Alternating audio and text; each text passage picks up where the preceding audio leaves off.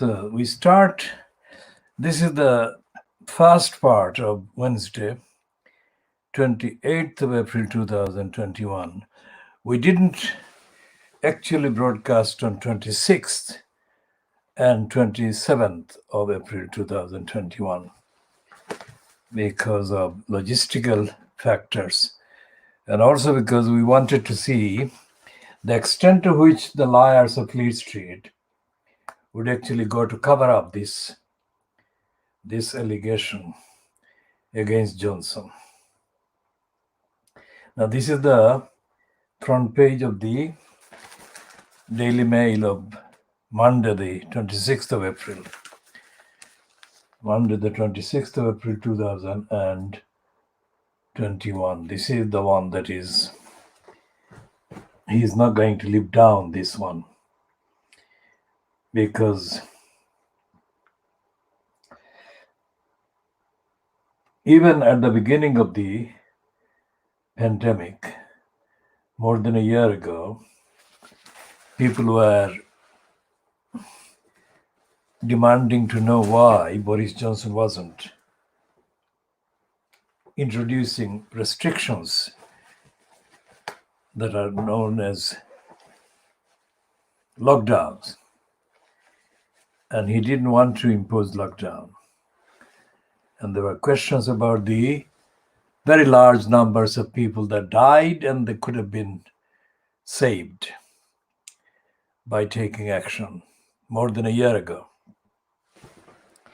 So, and there was series of claims a year ago that Johnson was following the Darwinian herd immunity theory. And it was even linked with Dominic Cummings,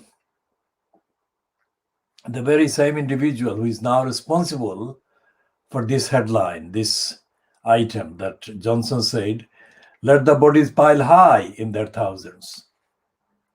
So it's very serious allegation and evidence. And so this is the Monday, 26th of April 2021. That's the front page of the Daily Mail. And the Daily Mail is a Boris Johnson supporter. And the Daily Mail is a supporter of the conservative, right-wing conservative, racist cause. And the Daily Mail is a Brexiteering paper. So this claim published by the Daily Mail, the fact that this has been published by the Daily Mail, which is still supportive of Boris Johnson, the Conservatives, the Brexit, and racism,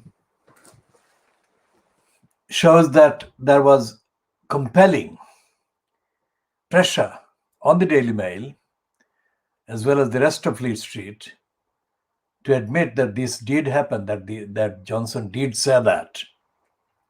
That is the evidence. That is what this means.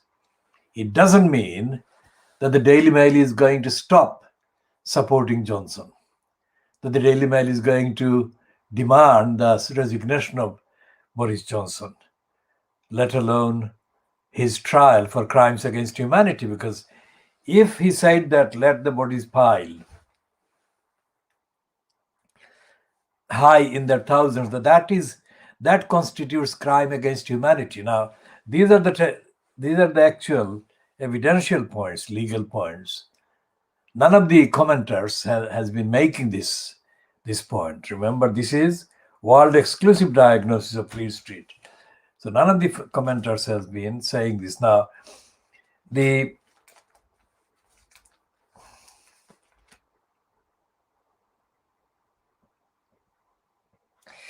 instead of running that one, which the Daily Mail has run, the Murdoch scum has indulged in a complete diversion and a denial. And while Johnson has said that let thousands of bodies pile high in their thousands, the scum and others, including The Guardian, are underplaying the kind of significant severity of this claim and this policy, this mentality, this mindset, this agenda, this narrative to let as many people die as possible as a slur. The Guardian is saying it's a slur. The Scum is saying it's a slur. Scum is saying it's a slur there. It's not a slur, but that is what it's saying.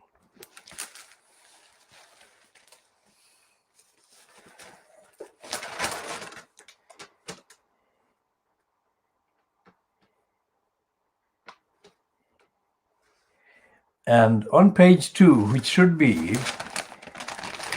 actually be on the page 1 if it wasn't for the diversion that the Scum is perpetrating in order to shield Johnson from allegation of crimes against humanity.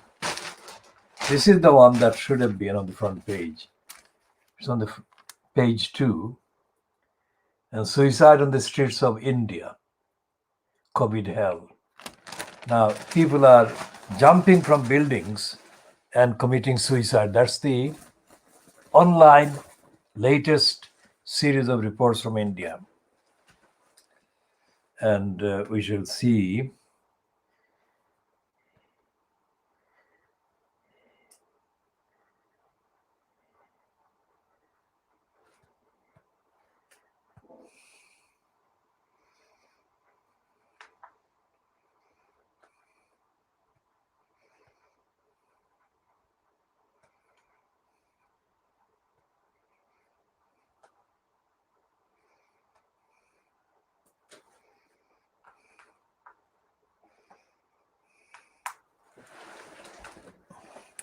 So this is midnight 32 London time, 0032 hours GMT in London on Wednesday, early morning in the UK. That is UK spelled with the quotation marks.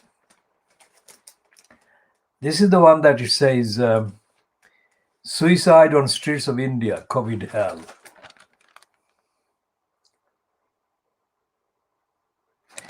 And that's on page 2 of the Sun. We call it Scum, Tuesday, April 27, 2021.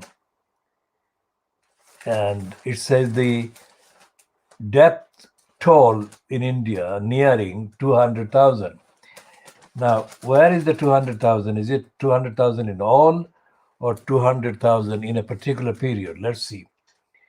Desperate virus victims are hurling themselves off buildings as India's COVID crisis deepens. It was reported last night. An oxygen surplus, oxygen supplies and beds have run out at many hospitals, leaving gasping patients dying at home or on the streets. And yesterday, the nation recorded another 2,764 deaths, leaving it poised to pass the grim total of 200,000 within the next 24 hours.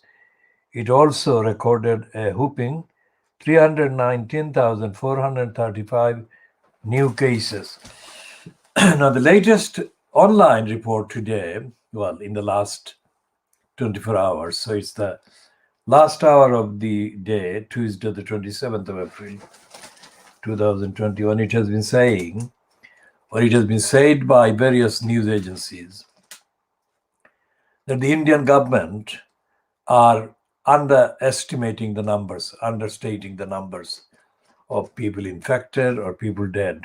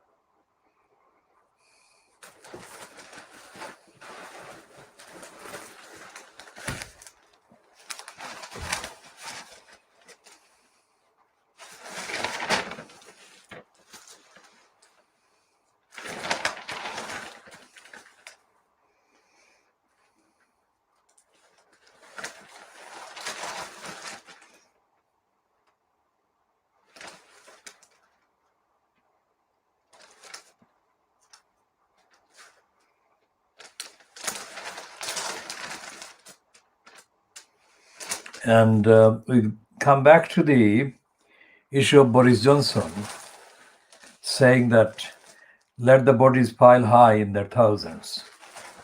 And a comment from Johnny Marsa, who is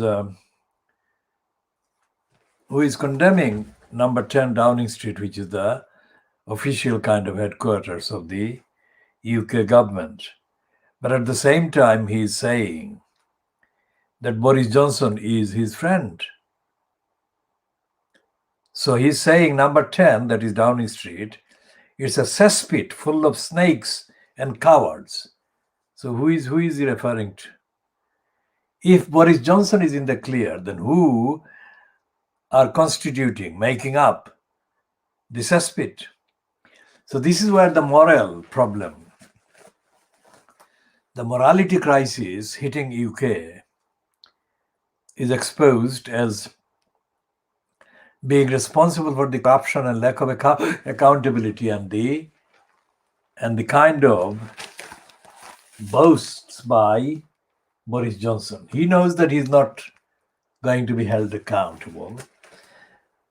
For one thing, there are 80 Tory MPs, the majority. So any motion against Boris Johnson's government is bound to be defeated by the Conservatives, who have got 80 majority. So that also exposes the fact that they will vote against any moral or ethically motivated move or motion, shows that they are immoral and they are unethical, the Conservatives, that is the 80 majority Conservatives. So what we are witnessing in Britain is the darkness. And the darkness is not likely to disappear anytime soon because the democratic process is dead. Quite apart from the corrupt composition of the democratic, kind of so-called democratic parliament, the democratic so-called opposition is politically being murdered by Keir Starmer. Because all these, as I said before, all these have been known. That Johnson definitely was intentionally letting people die. That has been known for more than a year. And there have been, in terms of minority, but there have been reports, online reports published as far back as April last year, 2020, that Johnson was actually killing people. That is literally what has been said. Let's see where it has been said.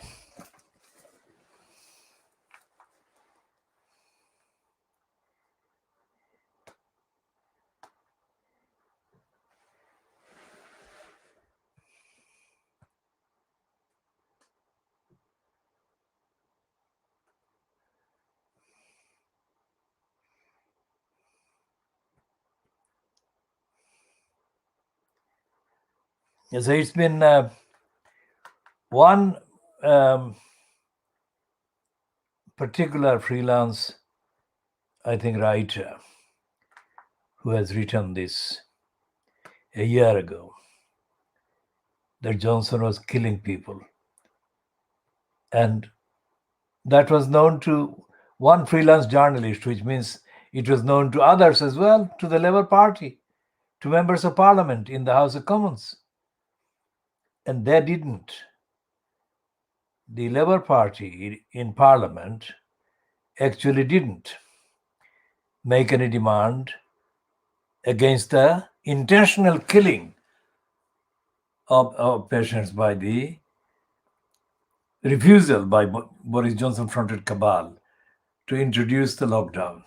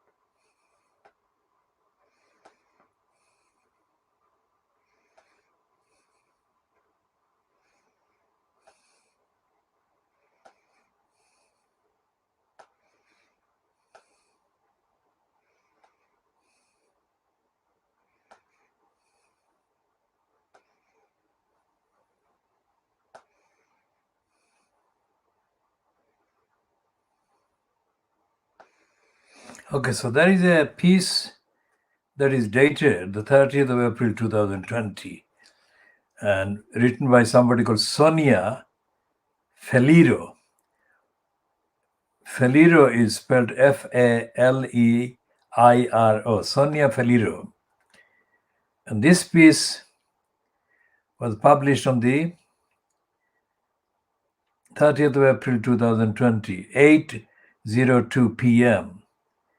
And the headline is, Boris Johnson's coronavirus lies are killing Britons.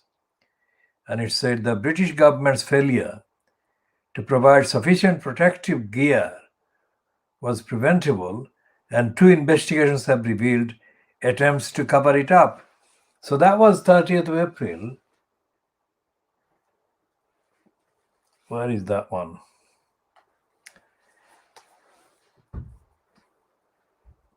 That's the one. So that's Sonia Faliro piece written in April 2021, exactly a year ago this week. And this week is significant because of this revelation. So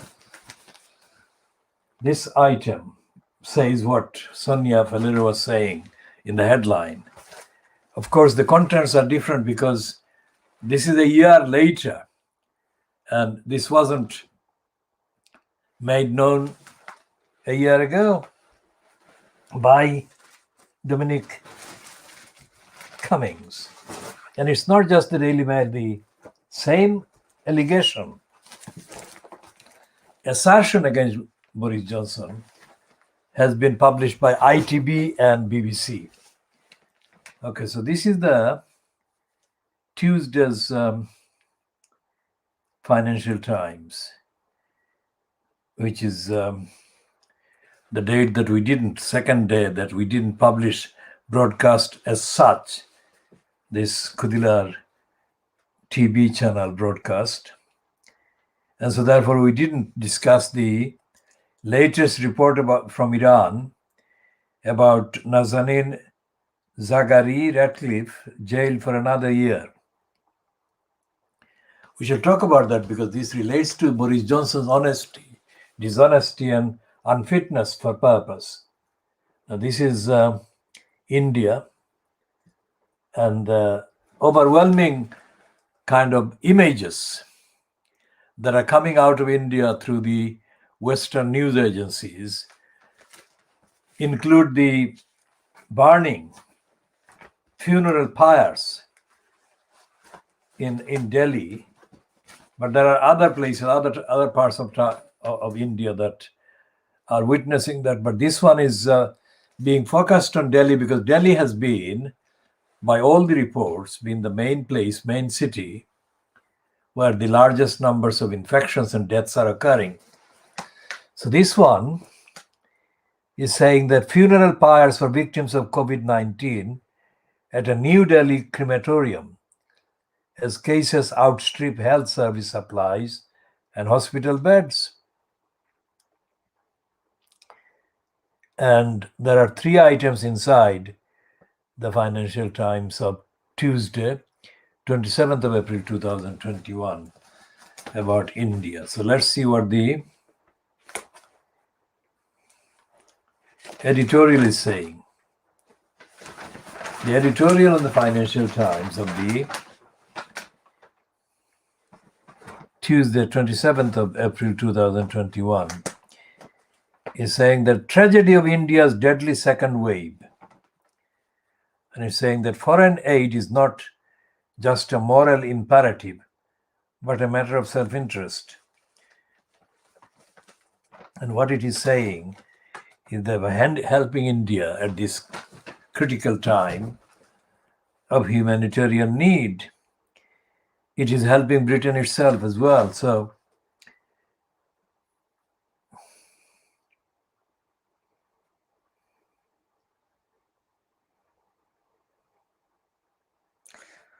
now, the Financial Times, as we say, is the financial crimes. It is lying for Narendra Modi and the Hindu nationalist BJP which is causing the murders, because mass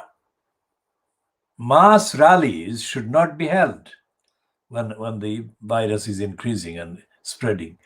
Yet Narendra Modi and the BJP have been forcing people to attend mass rallies.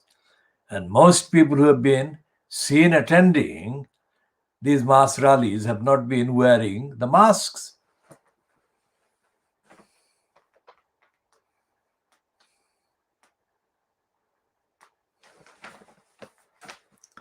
So the Financial Times is kind of meandering and actually silly-sallying and not being straight about the BJP. The vaccines are still, at best, a long-term solution. Bringing today's runaway infections under control will require the BJP to act rapidly. Now, it is assuming the Financial Times is dishonestly and intentionally dishonestly presenting the assumption that the BJP is honest and that the BJP can be relied on to act honestly. Far from the truth. And that's why we call the Financial Times financial crimes. That means clear messaging to Indians and enforcement of restrictions. While full-scale lockdowns are challenging in a country with high levels of urban poverty and itinerant workers, social distancing must be observed. Big gatherings should be banned, including religious events and weddings, and travel restricted. Like populists elsewhere, Modi will be reluctant to take actions that might imply his government's earlier mistakes fueled today's outbreak.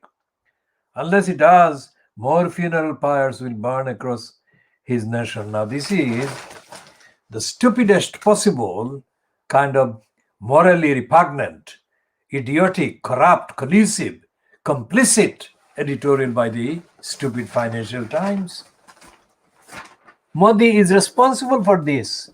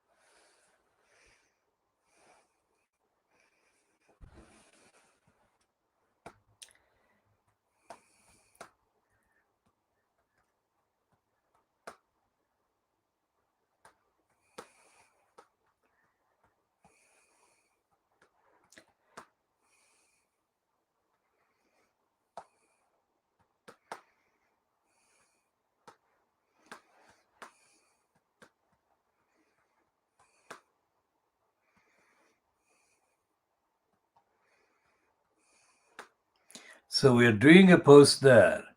The corrupt Financial Times, ft.com, runs a complicit editorial placating the crooked Modi and his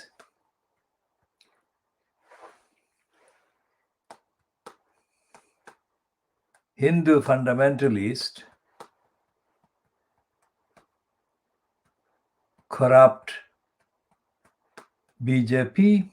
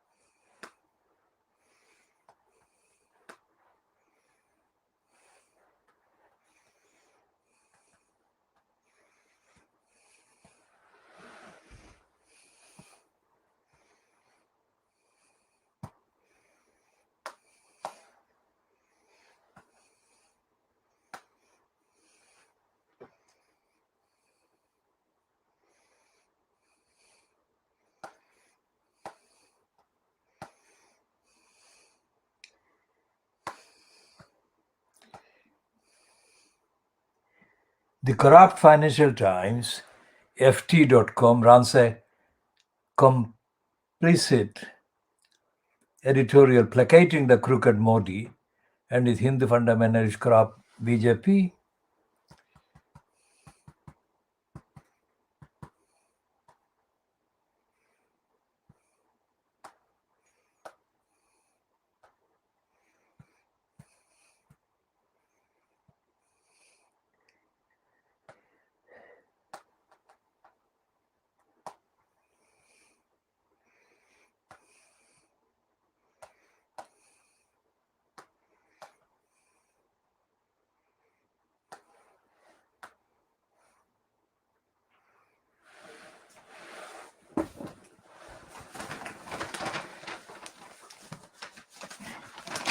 And there is a piece, of course, a longer piece in the Financial Times on the opposite page.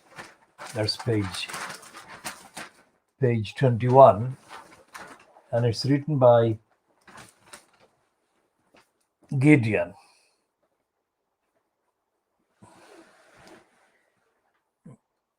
About India. And it's headed India's Modi and the perils of COVID hubris.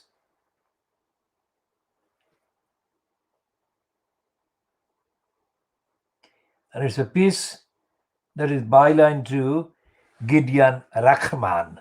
Not Rahman, the Arabic Rahman, it's the Rahman. Rachman.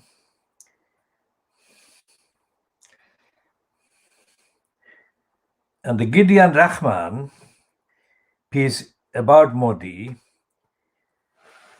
is bound to have some more details, but still placating Modi and the fascist regime fronted by the BJP. Now it says that it can be said with pride, India defeated COVID-19 under the able, sensible, committed, and visionary leadership of Prime Minister Modi. The party unequivocally hails its leadership for introducing India to the world as a proud and victorious nation in the fight against COVID. Now that is supposedly a quote.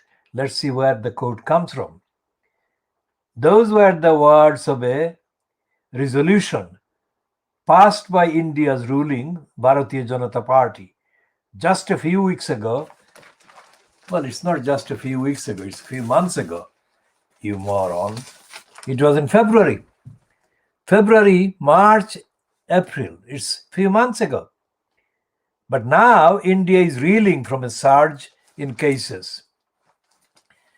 Now, the truth is that the Financial Times should have known, because the pandemic has never left India, that it was never ended. And Fleet Street failed or intentionally refused to publish the truth. And as we said before, last week, before Johnson was forced to cancel the flight to India to meet Modi, the Times and the I newspaper, the morons, published editorial opinion, or the Independent. We shall check about that Independent one, whether it was I newspaper or the Independent, just for veracity. But the Times definitely, forcefully, strongly suggested that Johnson must meet Modi. It was that clear. Must meet Modi. Now, we said at the time that it was completely corrupt, unjustified. There is nothing, no economic factor, nothing justifies the Times running that kind of story, that kind of editorial. And the Times didn't publish any fact justifying that demand or call or advice, quote, wisdom dished out to Boris Johnson on behalf of Narendra Modi.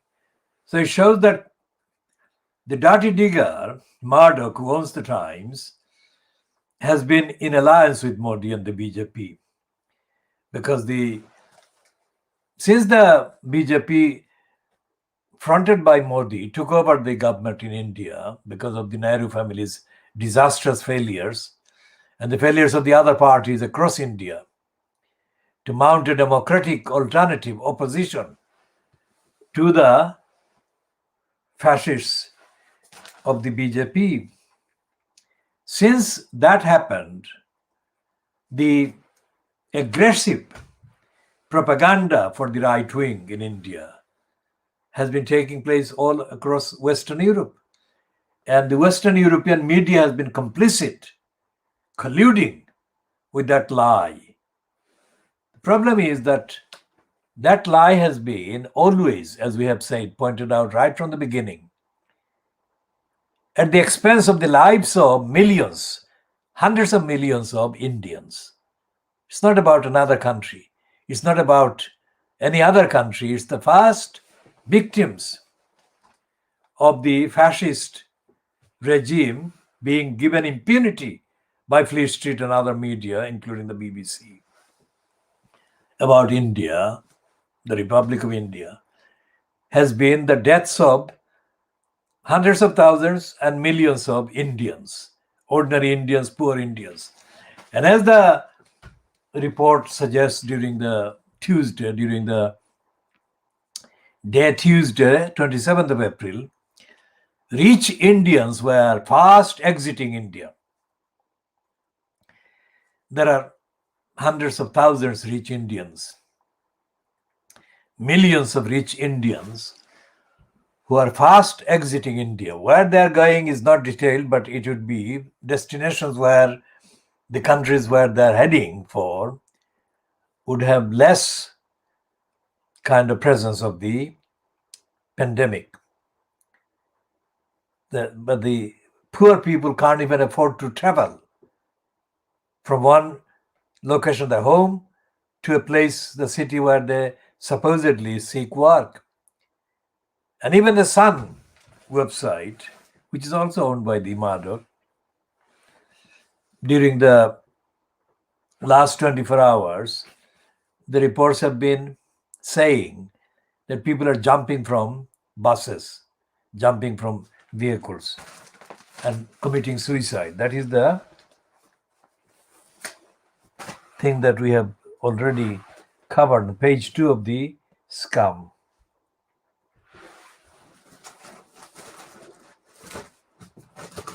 This is the one.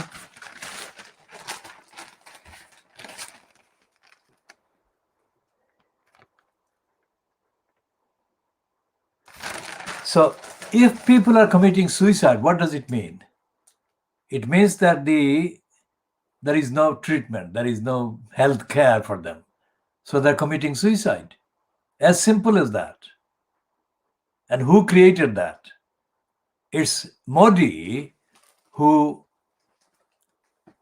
festered in wanting large gatherings of people without any masks, and the gatherings, especially in places like the province of West Bengal, where Modi and the fascists want to take over the regional government in West Bengal.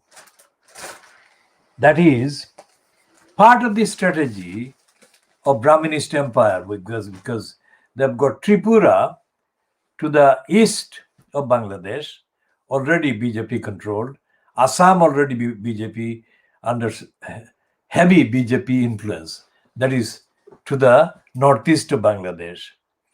And West Bengal is the west and northwest of Bangladesh. That is what the BJP's strategy is, to circle Bangladesh, so that next move, the next push is to take over Bangladesh. And the Modi kind of home minister or the interior minister, a nasty, toxic, anti-Muslim fanatic, Amit Shah, has said repeatedly that he wants to chuck Bangladeshis and Muslims into the Bay of Bengal and make them drown. And Fleet Street doesn't publish any of that. It is published. It's public knowledge. Fleet Street knows that. that is how dangerous, unfit, and lethal and fascistic the Indian kind of regime fronted by Narendra Modi has been. So it's not like they have got any respect for human rights. And if they can say openly, without any outrage, greeting the kind of agenda to drown Muslims in the Bay of Bengal, then they can do that to the Indians. And in India itself, in Kashmir and other places, Muslims are always being denied basic amenities, basic service. So it's not like it is happening just under the COVID-19. Violation of human rights of Indians has been a thing that has been going on for the entire period of the last 75 years. But those violations have been extremely exaggerated and made aggressive after and since the BJP took over. The BJP took over in two phases. One was before the Narendra Modi. The previous one was less kind of aggressive in murdering people and massacring people. But this one has been very aggressive and very open and very brazen. And the Western media, typified by Fleet Street, knows that, has been aware of that, and has been suppressing that massacre.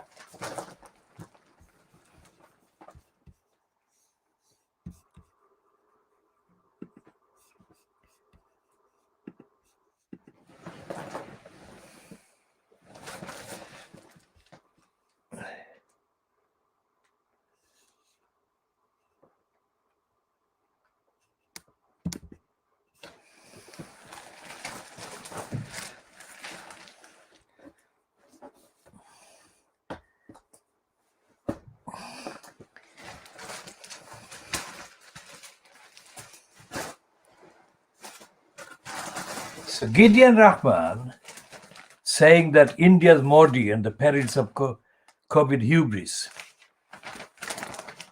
This is a typically criminal kind of denial. We shall talk about criminal denial in relation to the piece in the Financial Times on page 23 today about Africa. Nigerians suffer at hands of thriving kidnapping industry.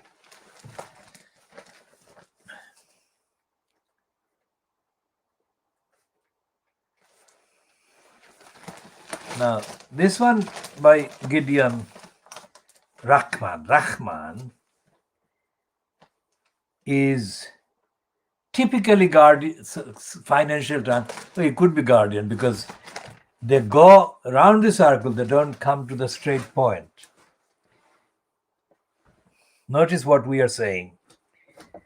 We are saying straightforward things based on the straightforward facts.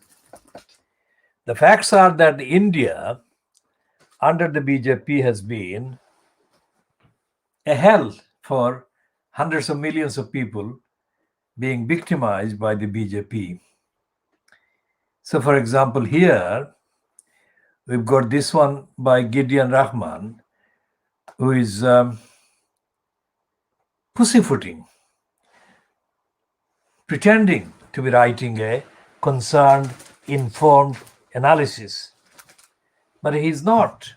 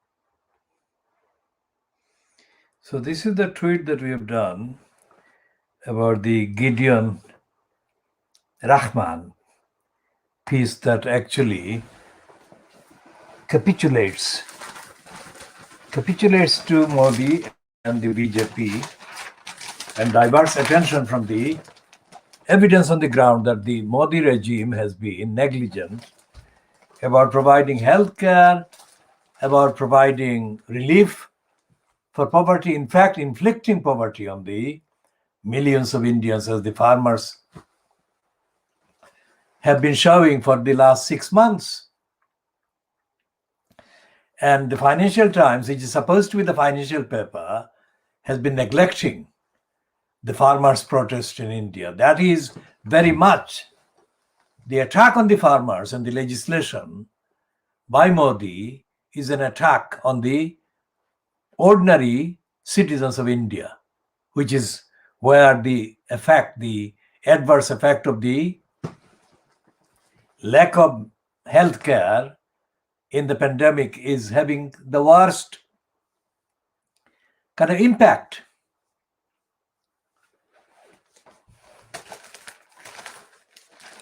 Let's see what else have they got in the same edition of the Financial Times about India.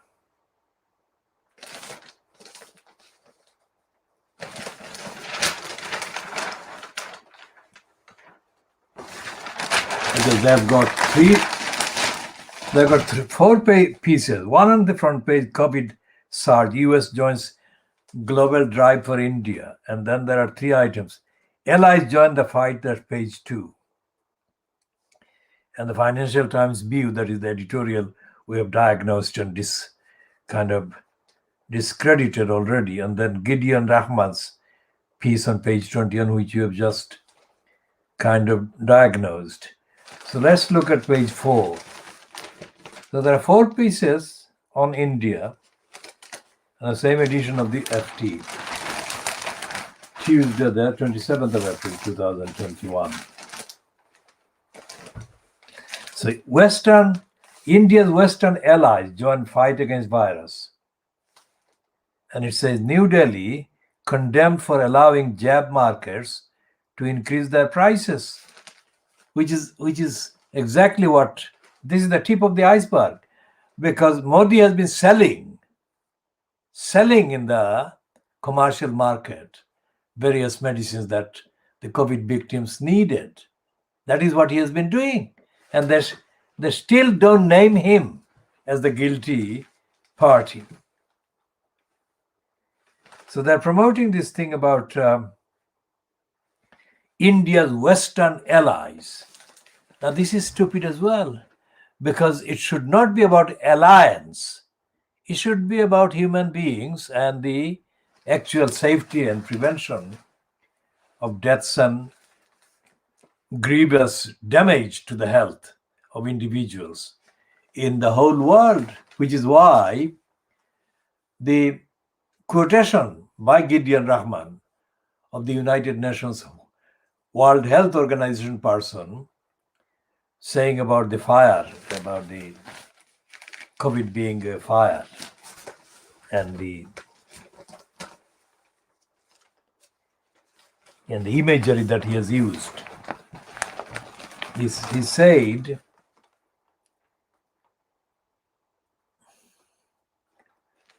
he's quoting this guy, the United Nations guy, as Tedros Adhanom Ghebreyesus, the head of the World Health Organization, puts it.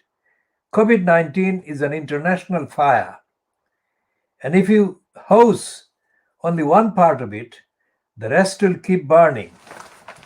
Now, that is contradicted by the Financial Times' use of the language, India's Western allies. Why should it depend on alliances? This should be beyond alliances, because alliances is a toxic, corrupting concept that denies people the rights and the needs and the health that they need and they're entitled to. It's a life and death situation being faced by people. And they are talking about India's Western allies.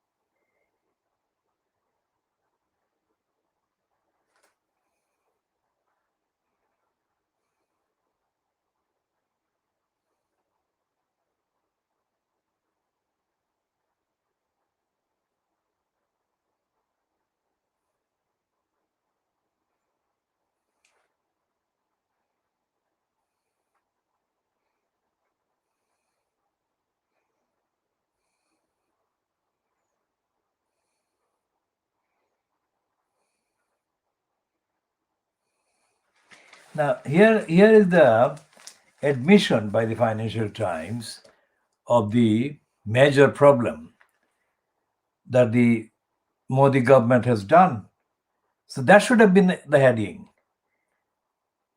That breaking with the centralized vaccine campaigns used elsewhere, that is outside of India, by other countries, would give the companies, that is the manufacturers of the vaccine,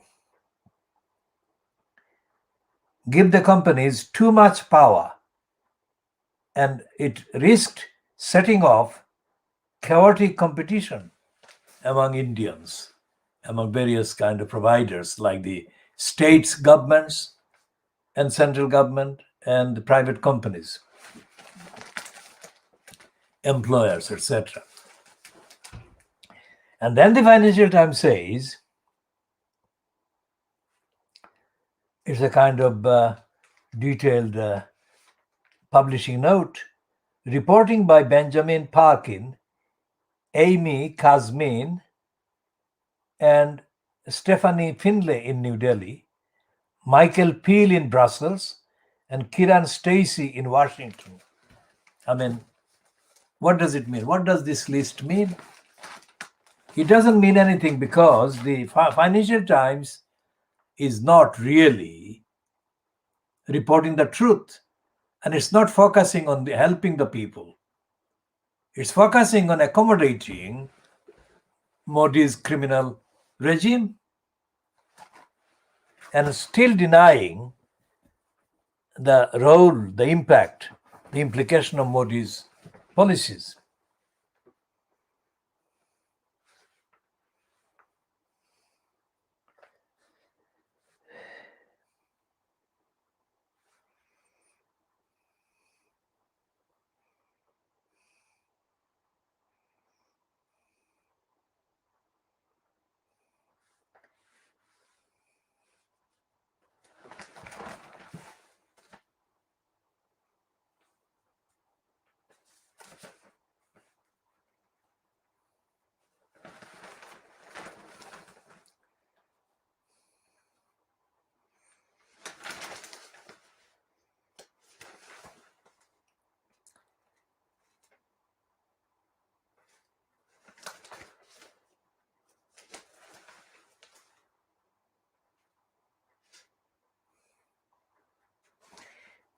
Now, the report from Iran about Nazanin Ghaffari being given another year in jail, and also been told that even after she left that 1 year, after serving the new 1 year term, she would not be allowed to leave Iran for another year.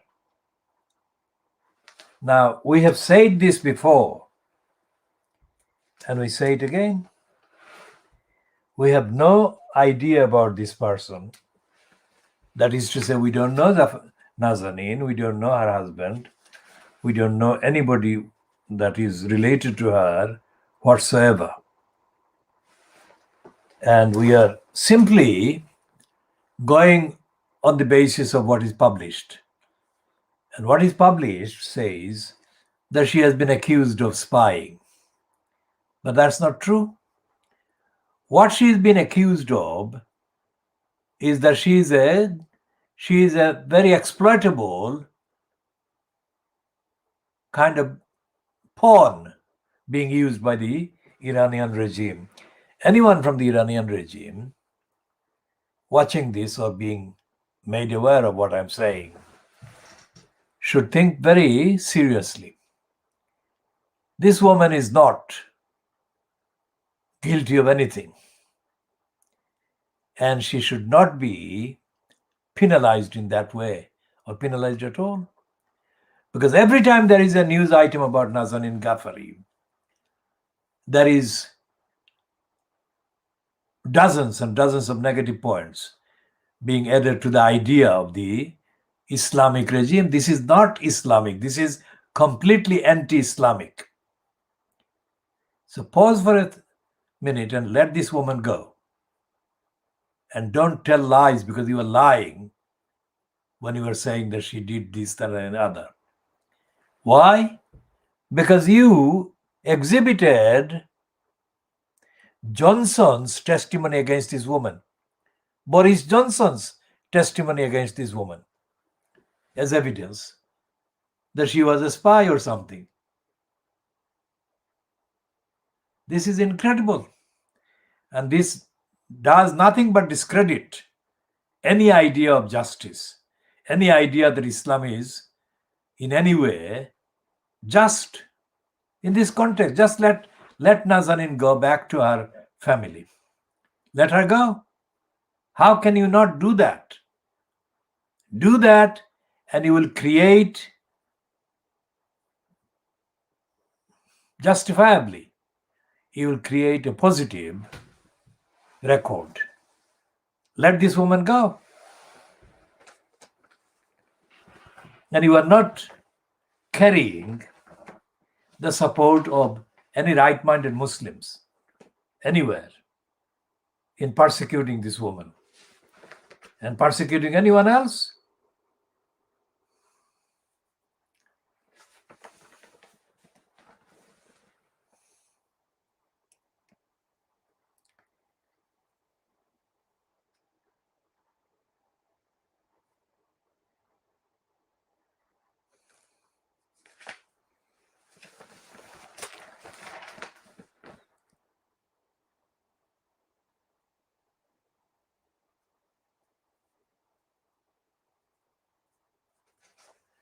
Now, there is a headline in the, or heading in the Times of Tuesday, 27th of April 2021, which is absolutely unheard of.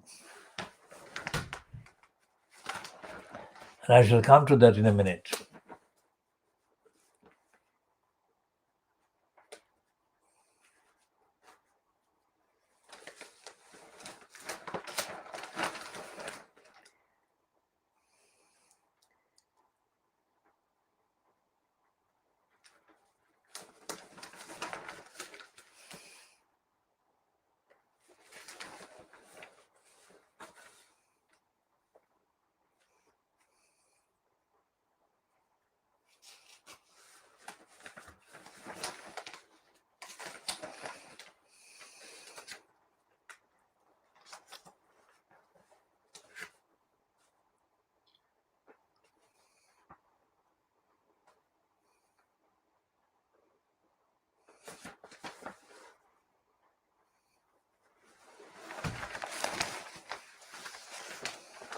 Now, Melanie Phillips, this is a note about Tower Hamlers in the context of honesty. Melanie Phillips, who is a racist and dedicated anti-Muslim hater, she is praising the liar Giles Fraser. And she is saying this in the Times of Tuesday, the 27th of April 2021. She's saying the main heading is family history shapes us more than we know. And the subheadline or heading, well, it's both headline and heading because it's one single line. Giles Fraser's account of his Jewish ancestry explains his open-mindedness and fearless honesty. Now, we don't want to talk about Giles Fraser, who is a notorious liar who took the public's money as an agent for Lutfur Rahman, who bribed him by appointing him chair of this stupid thing called Tower Hamlets Fairless Commission. And Fraser lied in the Fairness Commission.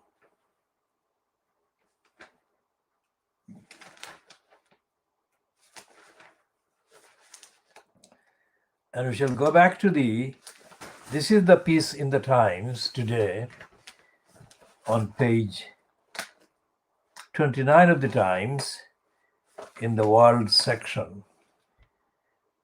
That, is it legible? Is it readable? It says that Israel accused of committing apartheid. Now,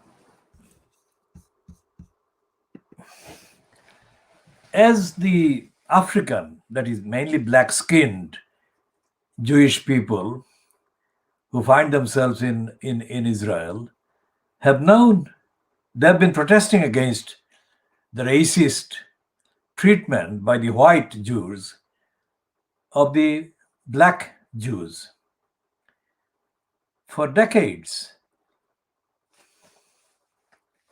So this is not something that is new. So consider the evidence, and the Times is running this. It's not something that is run by Jeremy Corbyn. This is, the byline is Catherine Philp, diplomatic correspondent. And let's read the first couple of paragraphs. Israel is committing the internationally defined crimes against humanity of apartheid and persecution. Human Rights Watch claimed, as it called on the International Criminal Court to include them in its current investigation. The Human Rights Watch report is the first from a leading international organization to lay out a full legal justification for determining that Israel has crossed the threshold into the crime of apartheid against Palestinians. It describes the present-day reality of a single authority, the Israeli government, ruling over Israel and the occupied Palestinian territories, and methodologically privileging Jewish Israelis while repressing Palestinians most severely in the occupied territory. So that's second paragraph. The third paragraph, which has got the quotation starting within quotation, prominent voices have warned for years that apartheid lurks just around the corner if the trajectory of Israel's rule over Palestinians does not change. Kenneth Roth, executive director of Human Rights Watch, said, "This study shows Israeli authorities have turned that corner." Coined in South Africa, the next paragraph, apartheid is a universal legal term enshrined in the Rome Statute establishing the ICC. It is composed of three elements: an intent to maintain domination by one ethnic group over another, systematic oppression by the dominant group over a marginalized group, and inhuman acts. Human Rights Watch found that the elements of the crimes come together in the occupied territory as part of a single Israeli government policy, the report said. That policy is to maintain the domination by the Jewish Israelis over Palestinians across Israel and the occupied territory. So that's the report. Now, if this is added to the kind of examples that the people who demonize Jeremy Corbyn as anti-Semite,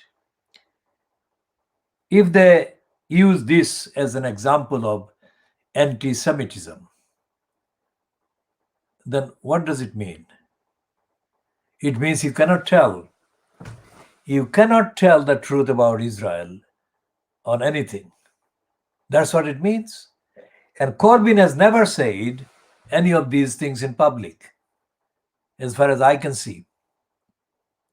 So are they going to denounce the Human Rights Watch as anti-Semitic?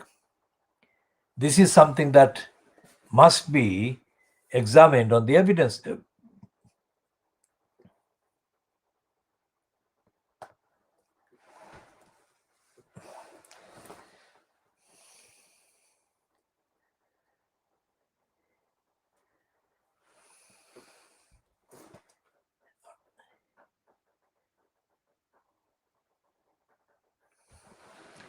And all the Fleet Street liars that joined the campaign to demonize Jeremy Corbyn on alleged ground of his anti-Semitism must be challenged to reply to this finding by the Human Rights Watch.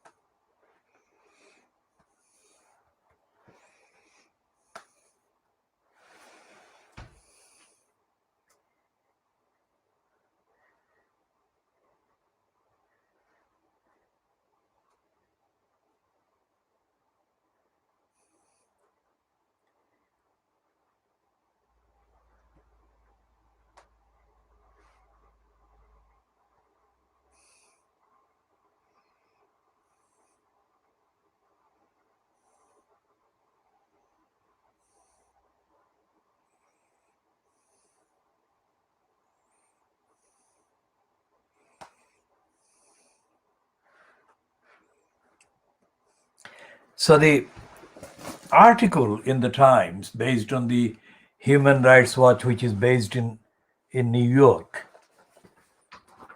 is something that is rare, very rare indeed. And there are three factors that are in there that should be used by the campaigners for Palestinian rights. Number one, that the findings of the Human Rights Watch must be put to the United Nations itself to consider as part of the duty the United Nations organization owes to the Palestinian people, one of the most persecuted peoples anywhere on the planet.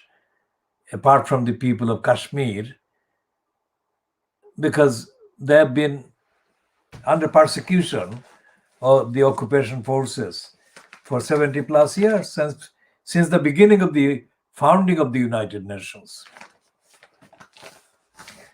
Number two is that the Human Rights Watch report should be put to Keir Starmer to reply to in terms and to apologize for his role in condemning and attacking people who have supported similar conclusions and calls.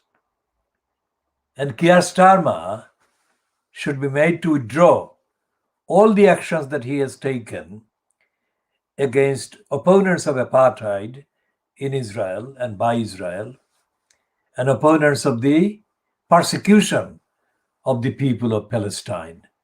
And he must be asked to state his position as to the demand by the Human Rights Watch for the trial of the State of Israel for crimes against humanity at the International Criminal Court. This is factual. This is fact-based. And Melanie Phillips says that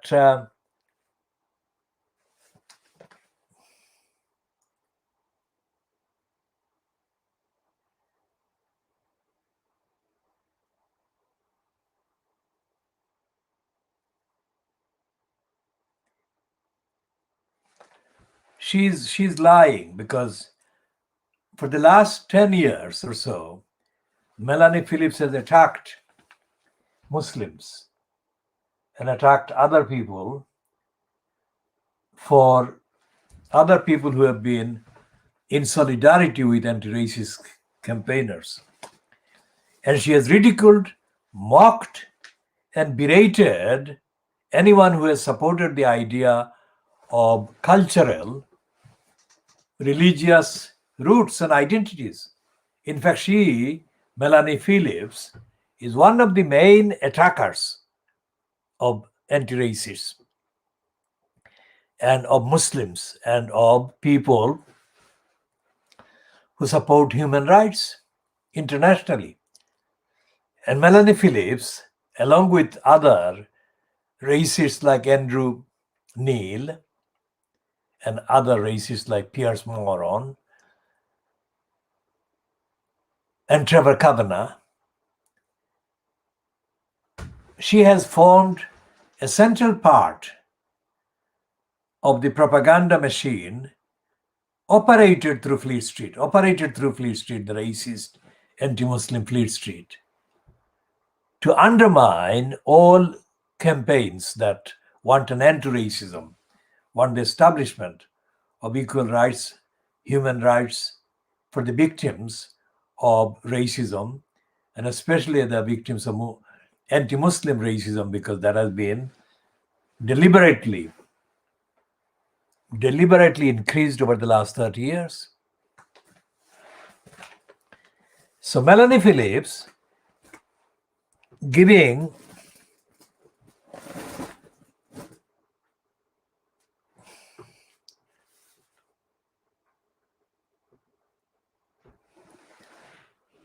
significant platform. Melanie Phillips is not the only one, because what she's doing is she's giving space to somebody that the BBC gave space to and platform to. That is Giles Fraser. Now, Giles Fraser is not currently, he's posing as a Christian. And here she is, Melanie Phillips, calling him Jewish.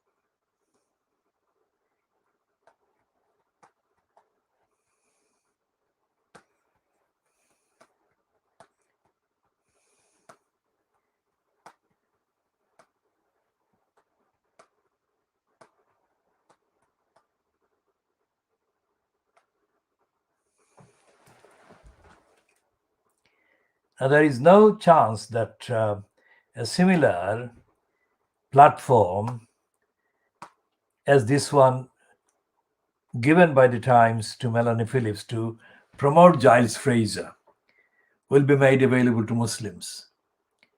Not unless that particular Muslim or those Muslims toe the line and deny and distort the Muslim roots. But she is firmly in support of the Jewish root and other non-Muslim people's roots. That is what she is doing. So it's not just a hidden crime and corruption and denial. It's an open, brazen crime and corruption and denial by racists and anti-Muslims.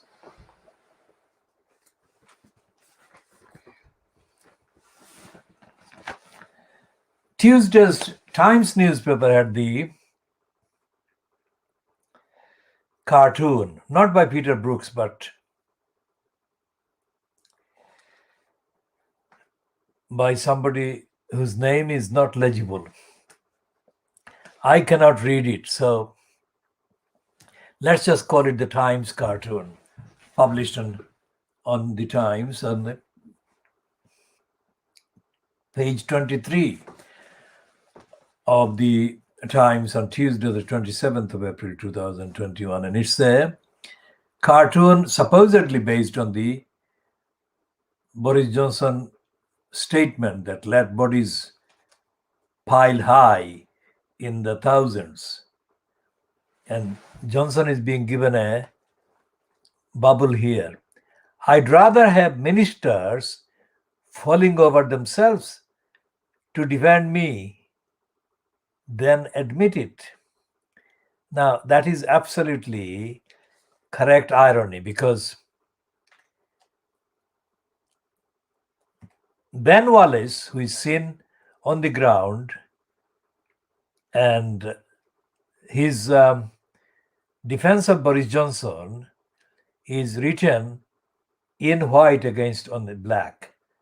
Sorry, in white against red, which means that he might have been bleeding. But this is the cartoon. That is the cartoon. What he's saying, Johnson, in there, is that he didn't deny it, but they are quite happy to deny it on his behalf.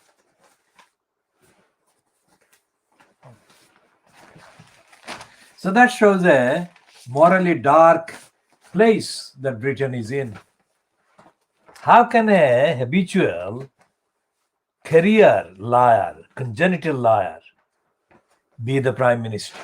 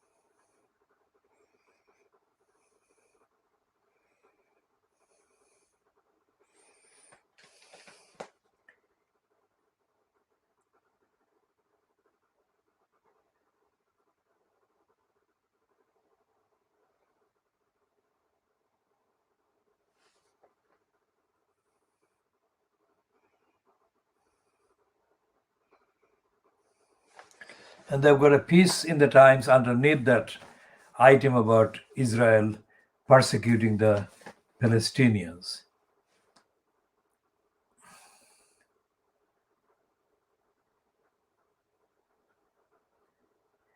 About Turkmenistan. the criminality and the bizarre, corrupt kind of antics of the dictatorial president of Turkmenistan defy condemnation, defy any comparison. How have these so-called Muslim majority countries or states been found to be so degenerate? This is not as far a cry as it may sound, because most Muslim majority states are not functioning in any way as fair societies. Well, there is no Muslim majority state that is run as a fair society. This is the month of Ramadan. And what happens during the various sermons given in the name of the holy month of Ramadan by the various Islamic leaders and mullahs and imams is that people are kind of given lectures on how to behave in accordance with Islam.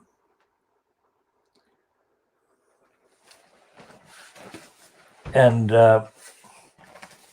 this writer is a freelance writer called Jawad Iqbal, and he often appears as a columnist on the Thunderer column in the Times. And today we see his piece on the Tuesday's Times on page 22, just next to Melanie Phillips' defense of Giles Fraser and assorted other lying racists.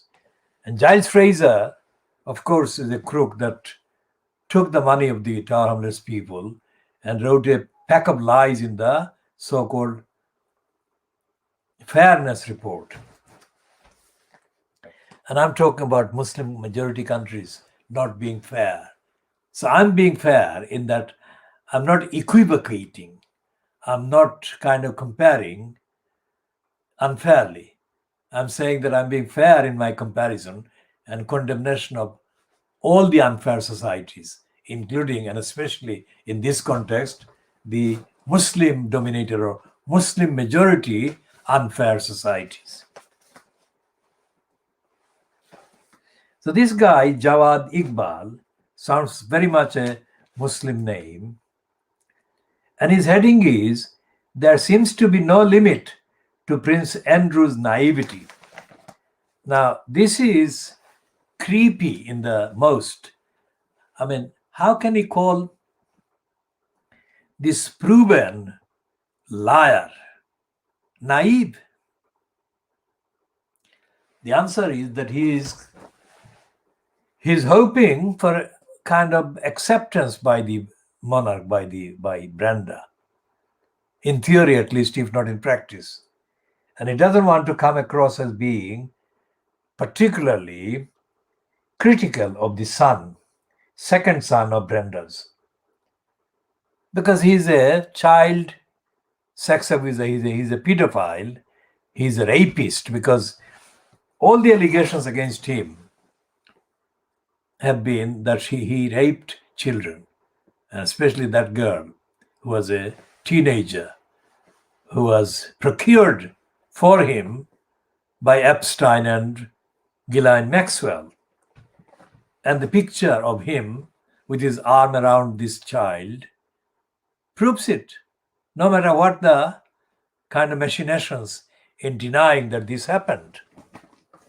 And Fleet Street is lying and capitulating to the Brenda kind of agenda. Brenda defends this pedophile criminal son of hers. Compare his antics with the antics of Harry and Meghan. There is no comparison. With Harry and Meghan, they are targeting their attacks on Harry because he married Meghan, and they are kind of maintaining this Andrew and protecting him. This is despicable. This is something that is completely marring all pretensions of Brenda's.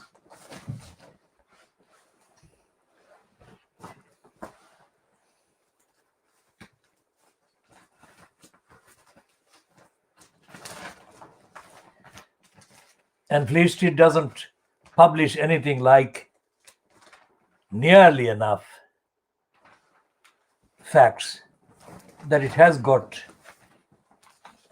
hold of about Andrew's sexual abuse and pedophile career and lying and other unpublished, unknown things, unpublicized in the context of those bits that are published about his rape and pedophile behavior against this child who was in her teens. And Johnson, despite the fact that he has been exposed as having wanted to create a herd immunity by letting as many people die as possible, he is on course, on track to create more virus infections. That's the stupidity of this particular. How can he say that? Let's say about Johnson that he's not a scientist, and his proven track record is completely incompatible with any claim that he has ever paid any attention to being responsible for his conduct. He's a rogue, and he has abused people's generosity. Now, we have exclusively pointed out that Johnson has been given, very strangely given, impunity that no other member of the society in a public place has been given. Johnson has been known on the record as having lied for 30 years. I mean, how does that lead to the fact that he is the prime minister? I mean, they don't match. They're completely incompatible. What does it say about society? What does it say about the rule of law, due process, democracy, accountability, transparency? It says that none of these things exist in Britain as far as Johnson is concerned. And as we have said, because the Conservatives have got 80 majority of 80 seats in the House of Commons, they will never, ever vote Johnson out. So the only way that society can be protected from any more abuses, misuses, and dangerous behavior, murderous behavior by the regime fronted by Boris Johnson is for the democratically installed opposition to assert itself. And as we have said, that democratically installed opposition has been politically neutralized, neutered, and murdered by Keir Starmer. So we are in a very dark place as far as Britain is concerned.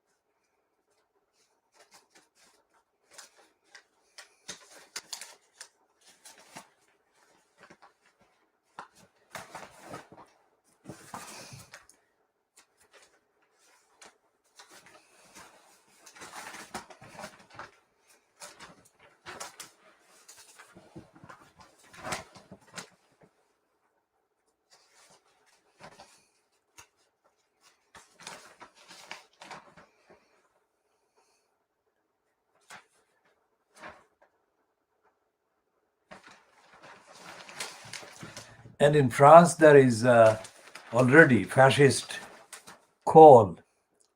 She'll talk about that in a minute.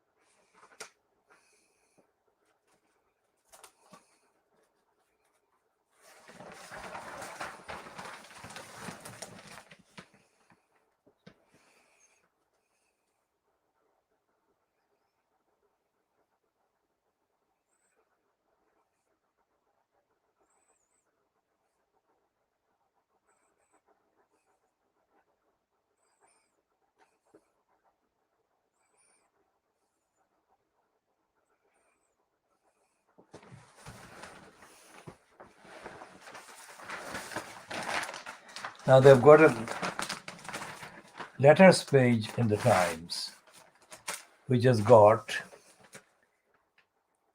Baroness Deach, the first letter under the heading Charter of Rights. Let's read this one. This is, again, this is a rare kind of topic for the Times letters. Because remember, the Times is not publishing and does not publish letters based on ethics or morality. It is only when it suits the contents, suit the agenda that Murdoch once operated. And the agenda is right-wing, reactionary, racist, corrupt, anti-Muslim. And this is the letter that, therefore, warrants reading for the records. It says, of course, it says something about the letter published the day before, which is Monday, the 26th of April. Professor Vernon Bogdanov appears to believe that the European Union Charter of Fundamental Rights would offer better protection than a British Bill of Rights, or by implication, the European Convention on Human Rights, to which the UK still adheres. Yet despite the Charter, Poland and Hungary variously have clamped down on press freedom, academic freedom, judicial independence, and abortion without hindrance. Roma and migrants face discrimination. Across many EU states, and anti-Semitism is on the rise. Human rights rankings place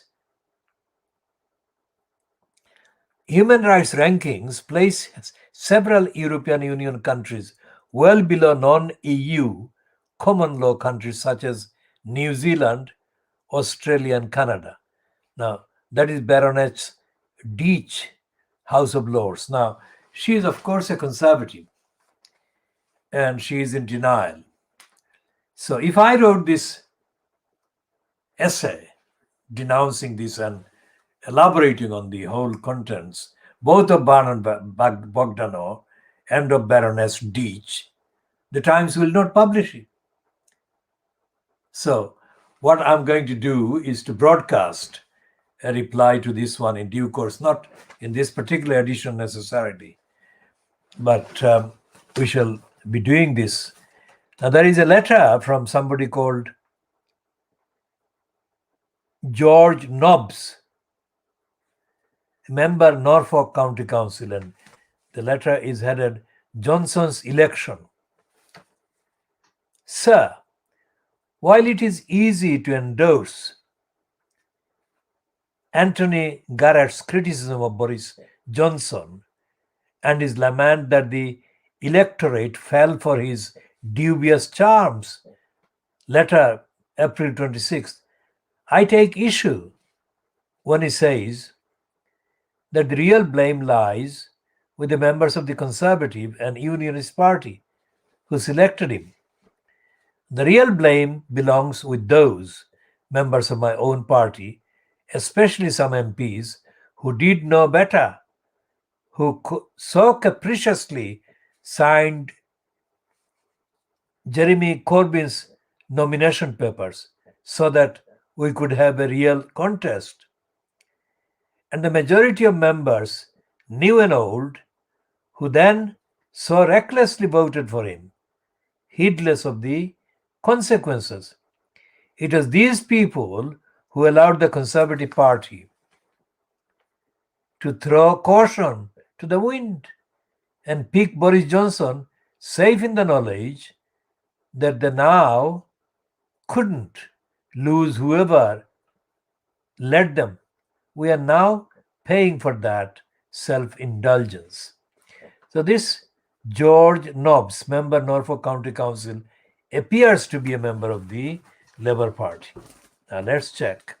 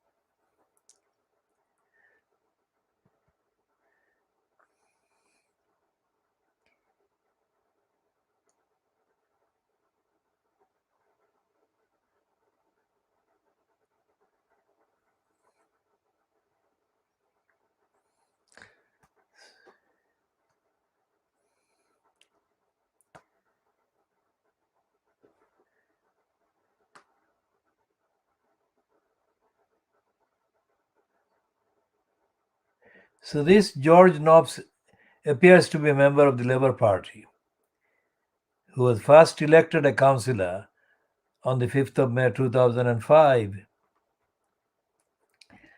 Now, his letter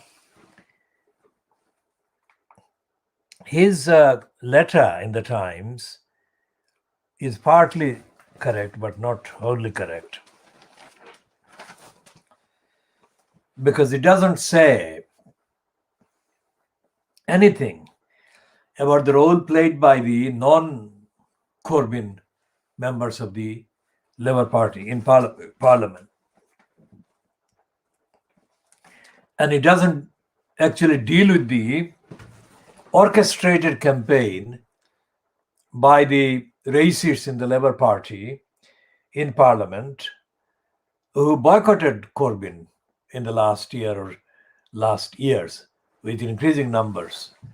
And he doesn't actually deal with the fact, which is fact, that most of the Labour Party MPs, while Corbyn was in place, still in place as the leader, were complicit in the various orchestrated attacks on Corbyn through the Fleet Street papers and in Parliament and elsewhere. Okay, so that's George Nobbs, a Labour member of the council in Norfolk.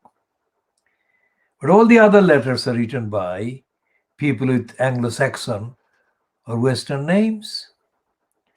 There is not one African name or Asian name.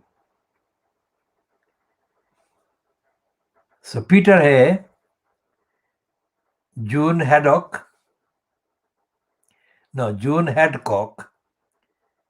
in Colchester in Essex, Julian Glover in Gratton in Derbyshire, Henry Warren Down Thomas in Devon, Jenny Warren, Burgess Hill in West Sussex, Geraldine Foy, Horley in Surrey, Charles Dewhurst in London West 14, Chris Stone, Little Eton, Derbyshire, John Clachan, Westcourt in Surrey, Alan Patterson in Sedgefield, County Durham, Dame Kate Barker,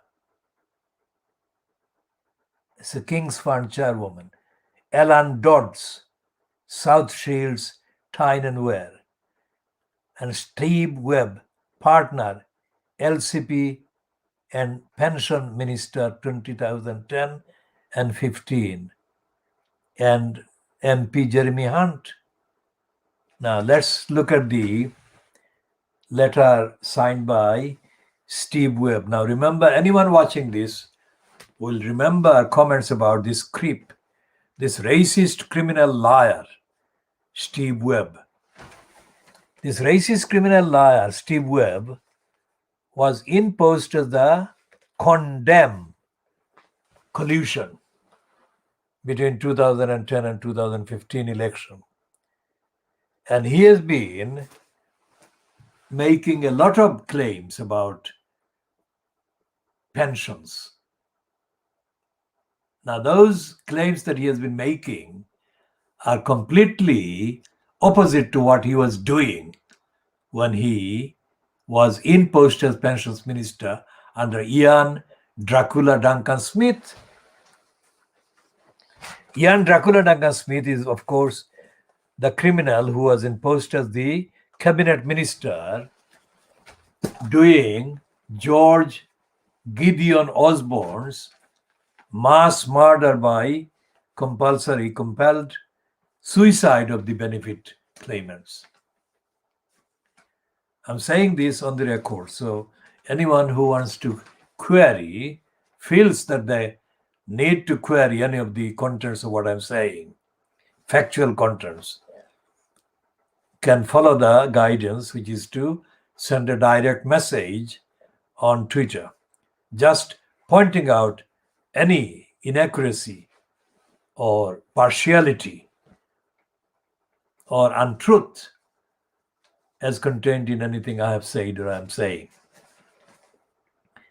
Steve Webb is a liar, criminal liar, and the fact that he is a liar is not a slogan. This is not something I'm saying because I have no better phrase to use against him.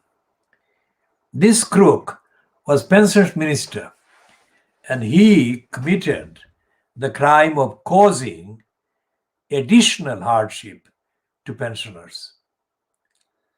And he is the criminal who colluded with Ian Dirty Duncan Smith and Ian Dracula Duncan Smith and George Osborne and the Cameron-fronted administration of condemn to make the claimants to various benefits as difficult as could be made. And as we have said already, that now this should be also kind of mentioned in the context of David Cameron's corruption with the Green Seal and Rishi Sunak's corruption, Boris Johnson's corruption. And today's revelation that Alistair Darling, who was in post as the finance minister with Tony Blair, was kind of recruited last year, that is during 2020, by Johnson to sit on a so-called trust, advising Johnson on the costs, on the hiding of the real kind of truth about the refurbishment of the number 10 Downing Street or 10 or Downing Street estate. This thing has been added this week, the word estate, Downing Street estate. It wasn't being referred to before. So they are quite hectic in inventing new kind of phraseology in order to cover up the truth. Now, Alistair Darling and our campaign go back to nearly 15, 16 years. Alistair Darling was in post as the Secretary of State for Transport, that is, Cabinet Minister at the expense of transport. In 2006, I think 2005 and 6, let's say, when he introduced to Parliament, House of Commons, the Crossrail Bill. Remember, the Khoodeelaar campaign is essentially the campaign that stopped the Crossrail plot for digging a hole in the middle of the Eastern Brick Lane. And so we successfully defeated the government. And the government was, of course, made of wrongdoers and liars like Alistair Darling. Now, Alistair Darling had the party cover of being a Labour Party member. So when he introduced the Crossrail Bill, he had to tell the notional or actually present members of Parliament in the House of Commons, where his main place is. At the time, that is, he had to say that the bill that he was introducing to the House of Commons was compatible with the requirements of the international treaties and directives that the UK subscribed to. So he said it was compatible. Now, I wrote to him immediately condemning him and challenging him to say chapter and verse, because I gave him chapter and verse and that stated and showed that it wasn't compatible. The chapter and verse will be too long to accommodate in this particular kind of edition, but suffice to say that all the relevant incompatible contents I listed, and I challenged him to answer. Now, anyone who watches this program should by now be familiar with the fact that I say that one of the things I do in my international and local legal and constitutional advocacy and arguments, and I have done for a very long time, is to ask fact-based, evidence-based questions. When I say ask, I don't mean ask somebody in the street, which I can do, and I do, but in a different context. What I mean by ask is people like cabinet ministers, prime ministers, and so on, which is what I've done. And leaders or leading contenders to leadership, say in the 1960s, that I tested the ability of, one of whom was Zulfikar Ali Bhutto. And I defeated him in the 1960s, and he ran away. Well, he didn't run away in like a stint, but he actually fled the scene. And he was crying with anger or frustration or remorse, I don't know, whatever it was. Because I put to him, Zulfikar Bhutto, a series of questions, 1 to 9, and none of which he could answer. Well, he couldn't answer the first one, so I asked him the second one. And he couldn't answer the second one, so I asked him the third one. And in a row, I asked Zulfikar Bhutto 9 questions at the Institute of Engineers. And Bhutto couldn't answer any of those. And by the 9th question, he knew that he couldn't answer any more questions. So he wiped his face, which looked like he was wiping his tears of anger or whatever, frustration. And he ran very fast out of the Institute of Engineers. And he went to the Intercontinental Hotel, not far from there. And from there, he flew back to Karachi or Rawalpindi, wherever he went. The idea that Bhutto came to implement in Dhaka was to conquer then East Pakistan, and the conquering meant that he thought that he was so popular with the under 30s generation of activists and politicians, and writers and thinkers in East Pakistan at that time, that he would give a sweeping speech and he would conquer all these people that were not able to follow any East Pakistani leader at the time. And so he gave the speech, and I asked him the question, and all these other people, I cannot give the count. It could be 1,000, it could be 2,000, whatever the number of people there, were all of more or less similar age as myself at the time. And none of them asked any questions, because I think the curiosity was that they would want to see how far I could take it, how far I could take my questioning of Bhutto. And so they were watching. And I don't think anyone else present felt that they could actually improve on what I was doing. And they were quite happy, I think, at the way that I was asking questions, and I wasn't kind of about to stop. So this is what I do. I ask questions. And I asked Alistair Darling questions about what he did.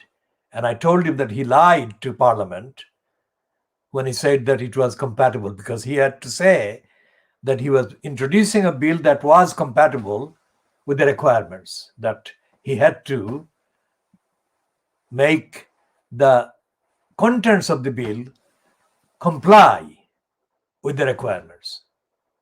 That was the requirement. That was the legal requirement on him. And I challenged him on that.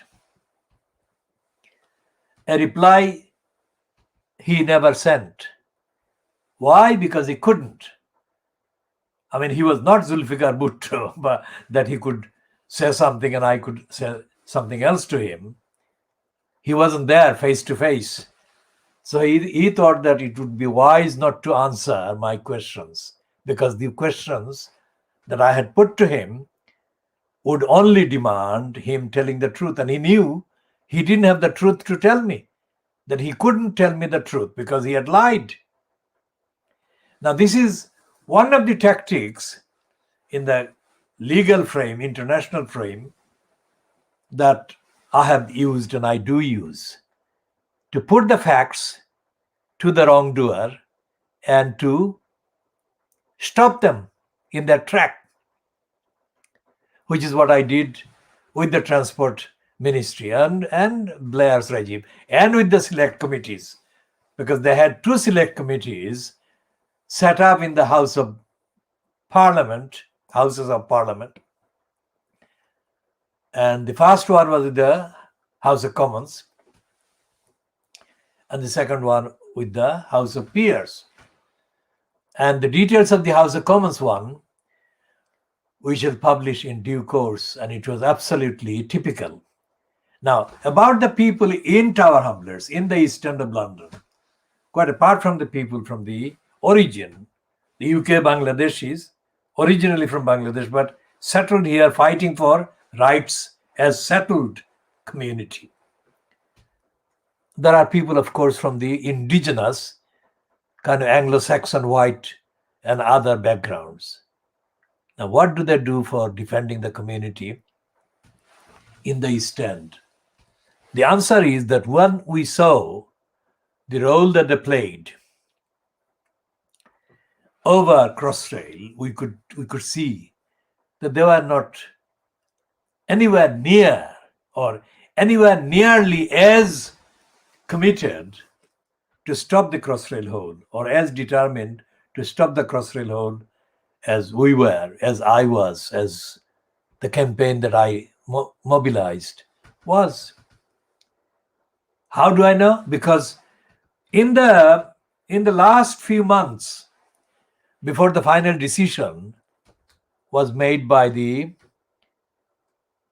kind of government, and it was the Labour government, still Labour government, because it happened before the 2010 so-called election, that Gordon Brown gave away to Cameron, just like Corbyn gave away to Boris Johnson the 2019 election, general election. The details are different, but the principle is the same. The Labour Party has been in decline politically right from the beginning. And there have been exceptional moments, but they have been exceptional in terms of content and exceptional in terms of the occurrence, the frequency. The only Labour Party founding principles being defended by any group of Labour kind of supporting councillors was 100 years ago in Poplar, in the council. The Poplar councillors took an extraordinary decision and achieved an extraordinary feat of representing democratically their voters, their electors, their constituents in the East End of London, which is now a brazen, barren place. It's like the desert. It's like the desert before the Keir Starmer created desert of the political kind of emptiness. Well, when saying that about Keir Starmer, let me say the opposite about Corbyn. Corbyn was not different. Corbyn did not inspire. Anyone who disagrees can send me the direct message by Twitter, but I reject anyone pretending that they know that I'm not being 100% emphatic, accurate, truthful, and vindicated. Jeremy Corbyn's problem is, even after he's ceased to be leader, that he is intellectually challenged. He's not very clever, he's not very gifted, he's not very intelligent, and he is an opportunist and a coward in political terms, all of these. I have no personal kind of agenda against him, but I do not want to put any statement that inflates his image beyond what his reality is. So Corbyn failed to inspire people in Tower Hamlets, and there was no evidence of any contact with our campaign from any so-called left-wing members of the Labour Party whoever showed any inclination to solidarize with the campaign in defense of the community against the big business agenda and its whole plot against Brick Lane. So we had to do that. Now the other people who were residents in the area called Spitalfields, the white ones call it Spitalfields and we call it Brick Lane area. Notice the difference. And there is a lot of cultural difference and factors behind the distinction. The white ones call it the area Spitalfields and the Bangladeshis call it Brick Lane. Remember the phraseology, remember the phrase, remember the slogan, remember the terminology and the label. These tell more than it may appear to be the case. So, when the white residents, most of them, not all of them, the white residents kind of submitted some applications, some objections under the rules, and in response to invitations from the select committees, they were quite happy to capitulate and they were quite happy to get into negotiations as to what will make them change their mind and drop the opposition. The fact that they even considered terms on how to negotiate gave the game away about them, that they were not serious. As for the Khoodeelaar campaign, we meant to stop the whole. We didn't mean to get any money, any compensation whatsoever. And as far as I'm concerned personally, I don't do campaign in return for money, never have done, never can do. Because campaigning against something that is wrong, which is why we campaign, you cannot make that right by getting some money. Because if it is the wrong thing that you are opposing, then you are opposing the wrong thing, full stop. You are not doing it partly or in parts. You are doing it completely. So all the campaigns that I have done so far have been about the principle and standing fast, not giving up on the principle, whether it's the crossrail or other things like racism and racist attacks and all the in-between things. For example, the proposal by the Inner London Education Authority to convert the then Tower Hamlets School for Girls into comprehensive mixed-sex school. They were creeping in. They were going to introduce the sixth form into the Tower Hamlets School for Girls and then make it completely mixed sex. And that would have created an avalanche of pregnancies and all the other things that I have talked about before, and we shall update on later in due course, not in this edition.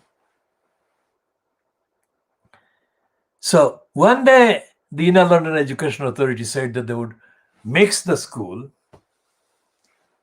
and I was told about this by a parent. I had no children or anybody that I could actually be involved in the school on behalf of or about at the time. So my suggestion, my response to being informed about this move was that you have to stop it. Because as I said before in the analysis, if they say that give your opinion, for example, you give your opinion about us kind of demolishing your house. Let's put it this way, as a kind of a straight communication of a concept. If somebody says that we are going to demolish your house, give us your opinion. The invitation to opinion is completely dishonest. What can you say about your house being demolished? You cannot say demolish partly and demolish, keep it intact partly. You have to say no. So that you campaign to say no, to stop it. So we stopped it.